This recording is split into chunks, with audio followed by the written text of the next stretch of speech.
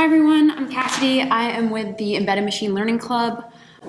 We were founded maybe 2.5 years ago on the end of coming out of COVID times. Well, I guess it's never over, but so kind of going into what our core values were and why we were founded. There's a lot of clubs out there that they like throw students right into projects. There's very competitive, very intense. Our goal was to build undergraduate students from the ground up. So our goal was to both educate them and give them hands-on experience so they had a chance to try soldering or learn programming for robotics or things that they're not going to have exposure to until their 300 and 400 level classes. So they're in 200s, they're in say 109, and they're getting the chance to try out all these things and figure out what they actually may or may not want to do. So that feeds into, I guess they lined up with 3 E's. They were very witty, the first CEO. But the effect of that is they have a chance to try things they won't get to try until later. They get to learn about topics that, again, have a lasting impact, like machine learning and embedded systems. They get exposure to that. And our last goal is to bring more equity to the field in the sense that a lot of these topics aren't accessible. Like you have to buy all these things to build robots, to work on them. You have to travel places like we've been talking about before. All this is something that not everyone gets exposure to. And our goal as a club has always been to send whoever worked on the project to places that they can present the project, or take people who want to compete who have been working on it the whole time. So feeding into that, a couple of the things that we do. So in the education part, we have had Python workshops for a number of years.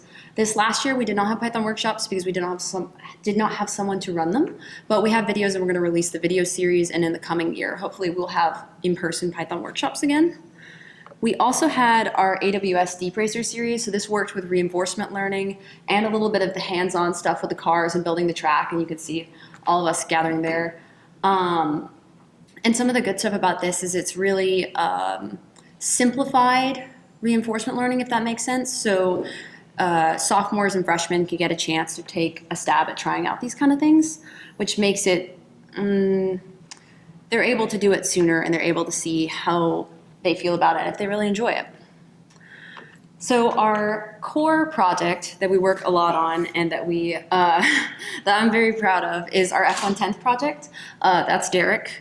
You can imagine it races everyone's race cars like named like race car or like this, and we call ours Derek. We're like, go Derek! That's him in Alaska, and that's him outside EB2.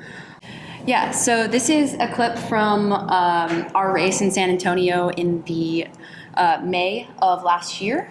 So it's kind of funny. And that's Derek kind of just sending it. And it's very hands-on. Autonomous racing is not always as autonomous as you think. But the goal is always to improve it and to give sophomores and freshmen and really anyone a chance to take a stab at it, learn how to build it. That car was built entirely by a group of juniors and sophomores predominantly, who some of them hadn't soldered before. Some of them hadn't programmed on this level before.